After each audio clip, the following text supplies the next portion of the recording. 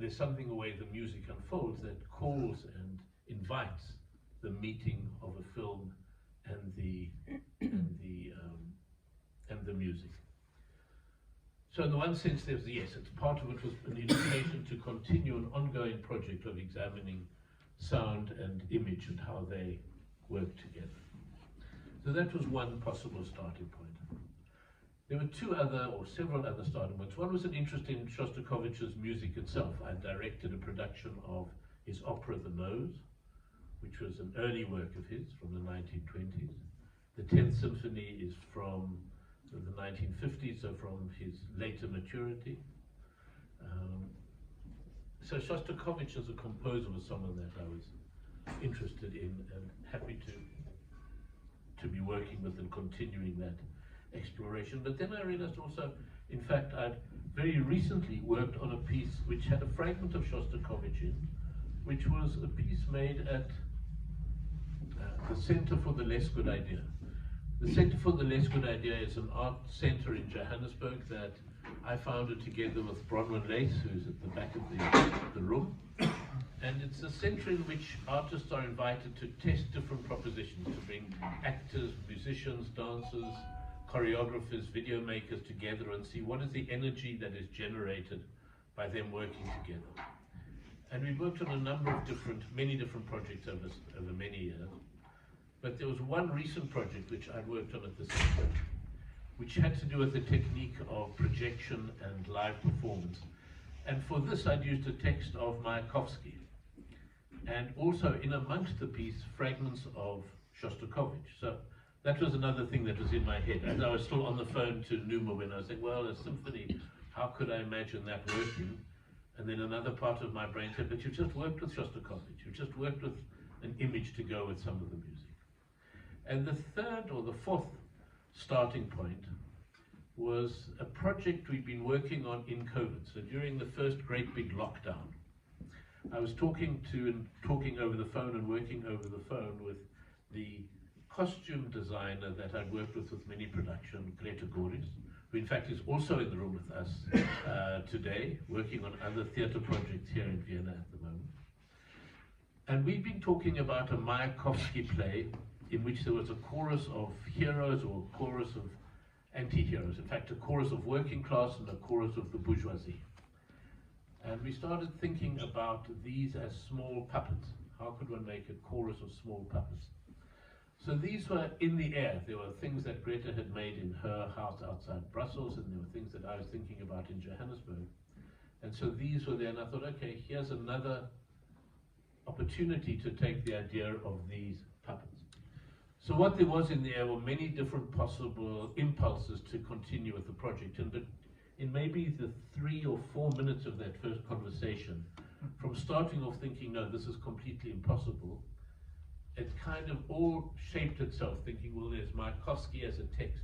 There's these images of projection of small figures that we've done in the play. There's the possibility of the puppets. There's a question of how the music will move the images. So that after 4 minutes, I could say, yes, all right, we do the 10th Symphony.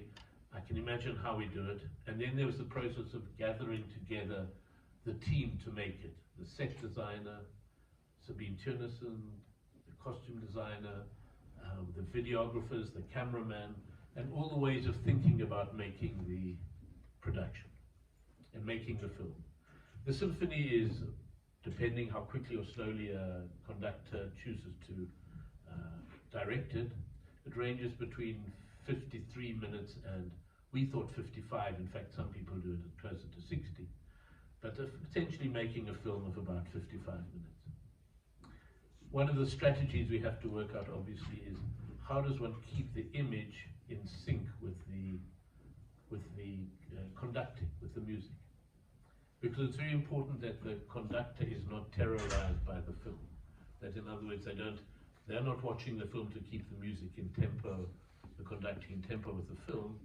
We operate the film so that we constantly keep it in sync with it. And in fact, Kim Gunning is here. She's the maestro who keeps the film in sync with the orchestra as it's playing. So there are different ways of things that are small loops, pauses, ways of accelerating it so that it constantly keeps it. So we gathered together the whole team in my studio in Johannesburg and spent a long time starting to make the set for the production and the puppets for the production, and thinking about filming the actors for the production. All of these different things are shown very beautifully in the 3 volumes of the book, which is here. For a normal theatre production, we would make a small scale model of the set, and then you would think about the production in the set of an opera, and then the set would be given to theatre builders who would make it from a small model into the size of the theatre. Because this was always only going to be a film, it was never going to be, the orchestra would be live, but the film is a projection. We could in fact make a model of the sets we wanted, but never enlarge them. So as usual, they're made out of cardboard. The model is made out of cardboard with photostats, with drawings, with different elements in them. But instead of them enlarging them, we simply filmed them with a small camera, like sometimes just with a telephone, moving through the cardboard model, which then, when it's projected, looks like a large set. And then the question is, how do we put our characters inside the model? Which was done by filming them against a green screen. So many of the pages in this book, you hold up the green pages.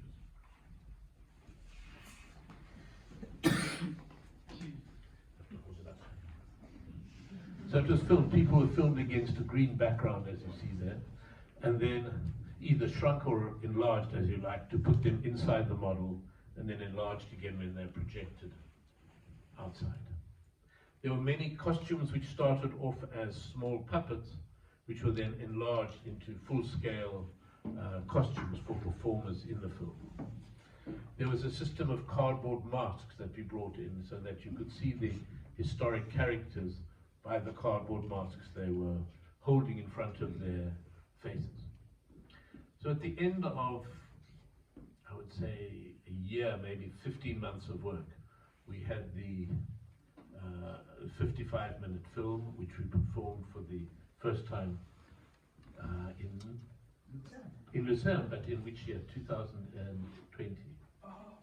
21. I think it's 21. Just after the lockdowns were kind of easing, so that one could begin to do it. So it's a project, as Numa said, which began before COVID, certainly a long time before the war in the Ukraine.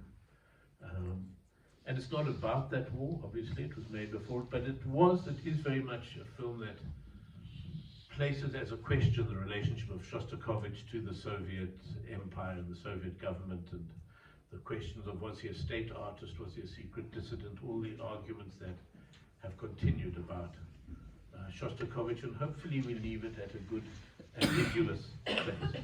We are aware of the political and other figures from that era.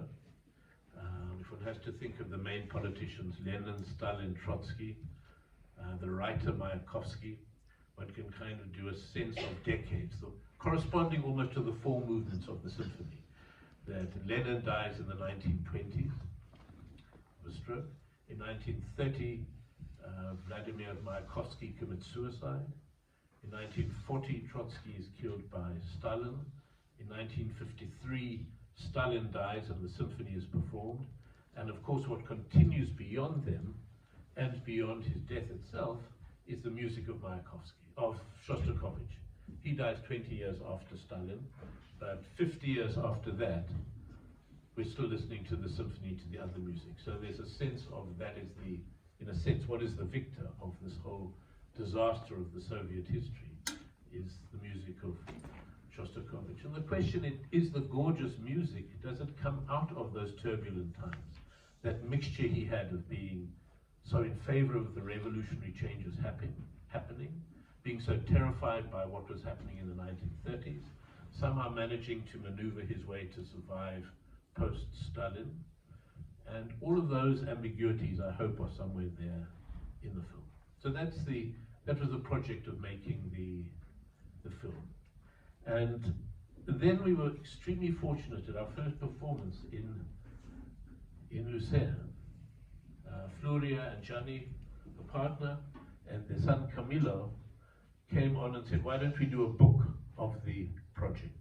So Camillo is the fantastic designer of these 3 volumes, and that's been done very much in association with my studio in Johannesburg, finding the images, working it out, but it really is your project. And this iteration of the film, we have to thank you enormously, and you and Gianni for doing it also.